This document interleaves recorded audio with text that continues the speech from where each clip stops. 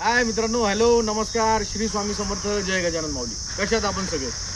मी वैद्य हर्षवर्धन रामदास दाबेराव, श्री विश्वराज आयुर्वेदिक super speciality चिकित्सालय जालना. मित्रांनो, जसं की आपण बघतोय थोडीशी पावसाची पण चाहूल या ठिकाणी चालू झालेली आहे.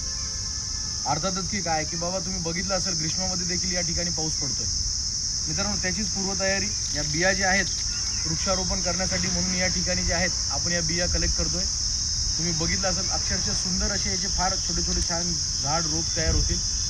मित्रांनो, याची पण एक छान प्रोसिजर आहे. नाही काय तर तुम्ही प्रत्येकाने जर झाड नाही लावू शकत तर किमान आपण सर्वजण जे आहेत समोर बघा आपण सर्वजण जे आहेत या ठिकाणी टूरला जातो, टूरला फिरतोय, तर किमान एक मातीच्या गोळ्यामध्ये यामधली एखादी बी घेऊन डोंगर दऱ्यांमध्ये फिरताना किंवा रस्त्याच्या आजूबाजूला जे पण आपल्याला मोकळं ठिकाण या ठिकाणी दिसतील या ठिकाणी आवर्जून नक्कीच तुम्ही एक तरी हा गोळा जो आहे मातीचा त्यामध्ये एक बी टाकून नक्कीच तुम्ही या ठिकाणी टाकायला हवी.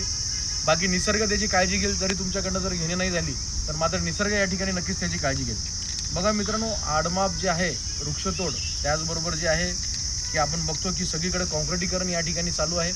त्याच अनुसरून आपल्याला निसर्गाचा समतोल जो आहे या ठिकाणी राखता येत नाही आहे. त्याचमध्ये एक छोटासा एक खारुताईचा वाटा म्हणून का होईना आपण हे वृक्षारोपण या ठिकाणी नक्कीच सर्वांनीच करायला पाहिजे, जेणेकरून निसर्गाचा समतोल आपल्याला या ठिकाणी राखता येईल. चला मित्रांनो, वेगवेगळ्या व्हिडिओजबद्दल आपण नेहमीच आवर्जून या ठिकाणी माहिती घेतच आहोत. त्याच अनुषंगाने तुम्ही सर्वांनी जे आहे की प्रत्येकाने किमान नाही काहीतरी एक तरी झाड लावावं आणि खरोखर निसर्गाचं जे आहे या ठिकाणी समतोल राखण्यास मदत करावी. चला पुढील व्हिडिओमध्ये भेटूयात. नमस्कार, श्री स्वामी समर्थ, जय गजानन माऊली.